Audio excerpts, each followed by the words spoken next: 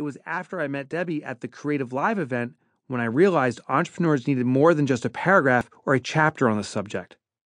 Too many business leaders lived and worked in tormented servitude to their businesses.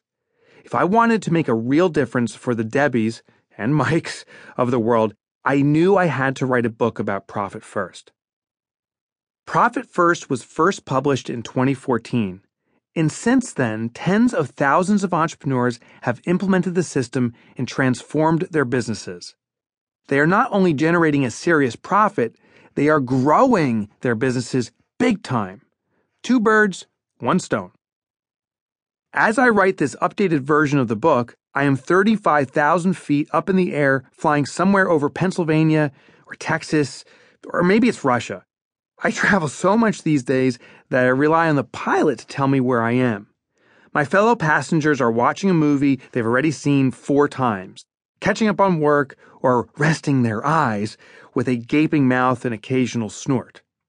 A few are looking out the window at the clouds below. Me? I'm thinking about all the businesses we're flying over. There must be thousands of businesses below us at any given second. The Small Business Administration, also known as the SBA, states that there are 28 million small businesses in the United States alone. The SBA defines a small business as a company that generates $25 million or less in annual revenue. That includes my business, and I suspect it includes yours. Shoot, that even includes Justin Bieber's. His small business, music sales, pulled in only $18 million last year. So that's 28 million of us entrepreneurial weirdos in the United States alone. When you look at the full size of our global entrepreneurial family, you will see that the number of small businesses soars past 125 million. That's a lot of entrepreneurs, a lot of people with guts, smarts, and determination who decided they had something of value to offer the world and took a shot at building something out of it. That's you, buddy, an entrepreneur. You might be in the early startup phase, your plans and dreams written on a cocktail napkin or toilet paper. You know who you are, my TPE peeps. If you're just getting started, props to you.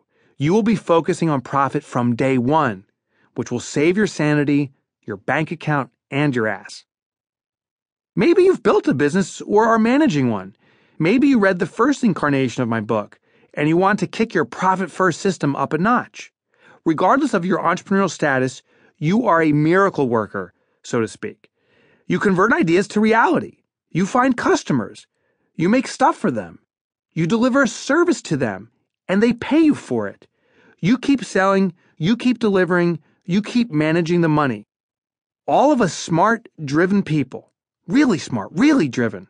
But there's one really friggin' nagging problem. 8 out of 10 businesses fail.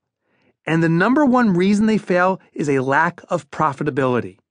According to a Babson College report, a lack of profitability is consistently the major reason cited for business discontinuation. Are you surprised? Probably not. I wasn't. It's true, and it makes me want to drown my sorrows in Margaritaville. The majority of small businesses and medium businesses, and even some big ones, are barely surviving. That guy driving the new Tesla whose children go to private school via chauffeur and who lives in a massive house and runs a $3 million company is one bad month from declaring bankruptcy. I should know. He's my neighbor. For real. The entrepreneur who said business is great at the networking event is the same woman who, because of her tears, later tries to ask me an indecipherable question in the parking lot. She's crying because she hasn't been able to pay herself a salary for almost a year and will soon be evicted from her home. It's just one of many similar conversations I've had with entrepreneurs who are afraid to tell the truth about their financials. The SBA Young Entrepreneur of the Year award recipient who is changing the world, who is lauded as a member of the next generation of genius, who is destined to be on the cover of Fortune magazine because of his business acumen, is taking out bank loan after bank loan and racking up credit card debt to cover payroll behind the scenes. I should know. That was me. For real. How can that be? What's wrong with us? I mean, we get basically everything else right, or damn close. We made something out of nothing, And yet, why aren't most businesses...